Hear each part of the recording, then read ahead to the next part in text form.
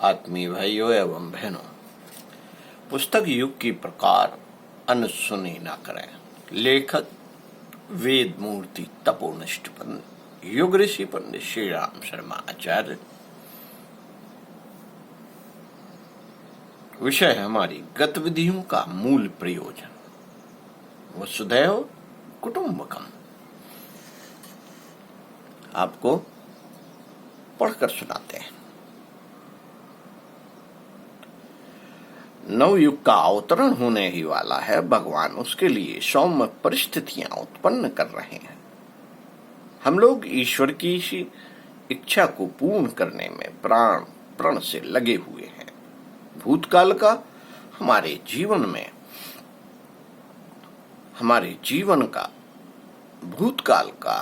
जीवन का सारा क्रियाकलाप इसी की पृष्ठभूमि बनाने में बीता है और अगले सूक्ष्म शरीर के जीवन का जितना समय शेष है वह भी इस प्रयोजन में समर्पित है। जिस विशिष्टतम साधना के लिए हम अविज्ञात आवरण में जा रहे हैं, सूक्ष्मीकरण की साधना के पूर्व ये लिखा गया है। उसका उद्देश्य नवनिर्माण के अनुरूप व्यक्तित्वों एवं परिस्थितियों का सृजन करना ही है। तब से ही वह प्रचंड शक्ति उत्पन्न होती है जो जनमानस की दिशा मोड़ सके।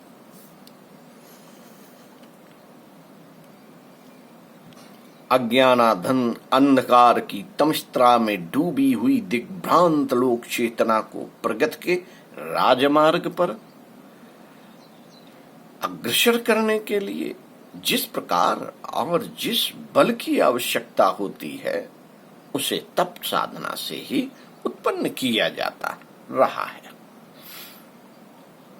सगर पुत्रों को शोक संताप की आग में जलते रहने से उबारने के लिए भगवती गंगा का अवतरण आवश्यक था।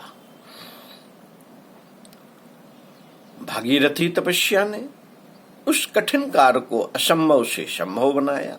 इतिहास की पुनरावृत्ति अब फिर होने जा रही है। ज्ञान गंगा का अवतरण आज की परिस्थितियों में आवश्यक है।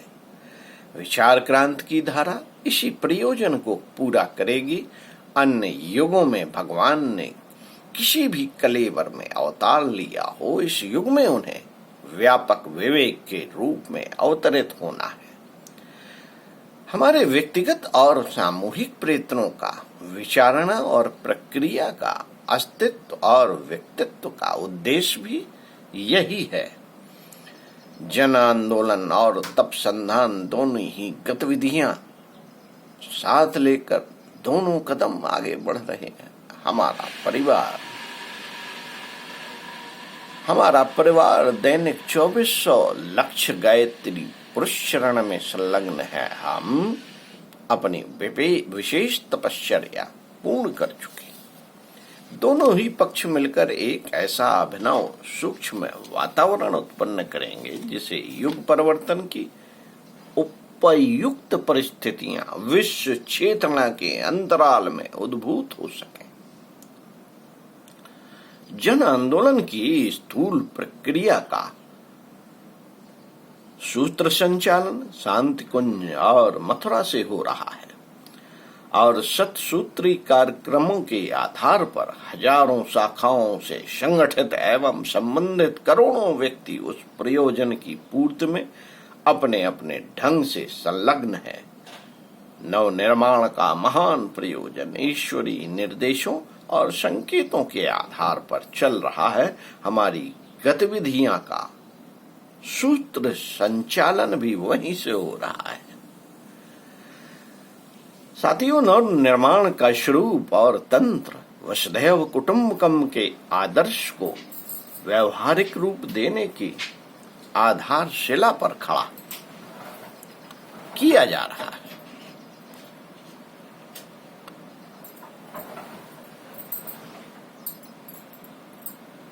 मनुष्य को मनुष्य से पृथक करने वाली समस्त दीवारें खड़ी की जा रही हैं।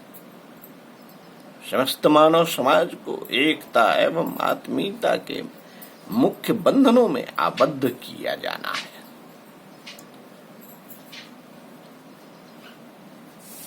नया युग कुछ आदर्शों को लेकर आ रहा है। पहला, एकता। दूसरा, समता। तीसरा, शुचिता। चौथा, ममता। यह सत्प्रवृत्तियां जब उमंगने और छलकने लगेंगी तो आज प्रत्येक क्षेत्र में संव्याप्त विकृतियों, अव्यवस्थाओं, उलझनों, कुंठाओं एवं समस्याओं का कोई कारण न रह जाएगा और सर्वत्र सुख, शांत एवं समृद्ध भरी स्वर्गीय परिस्थितियां परिलक्षित होने लगेंगी। साथियों, लगता है यह बहुत कठिन है। विकृतियों से भरे अंधकार युग की लंबी 5000 वर्षों की अवधि में जो अनाचार मानव स्वभाव में सम्मिलित हो गया है, उसने एक परंपरा जैसा रूप धारण कर लिया। ऐसे व्यामोहग्रस्त लोकमानस को बदलकर न्याय एवं औचित्य के अनुरूप विवेक सम्मत बनाना निस्संदेह कठिन है, पर कठिन काम भी मनुष्य ने ही किए हैं। ईश्वर की इच्छा और मनुष्यों के प्रबल पुरुषार्थ का सम्मिलित रूप बड़े बड़े आश्चर्यजनक परिवर्तन उत्पन्न करता रहा है। आगे भी उसकी पुनरावृत्ति होनी है। यह कठिन भले ही लगे, परंतु असंभव नहीं।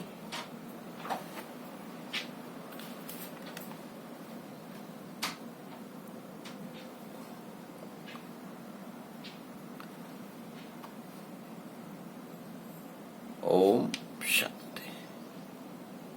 आगे बताएंगे पृष्ठ 11 से।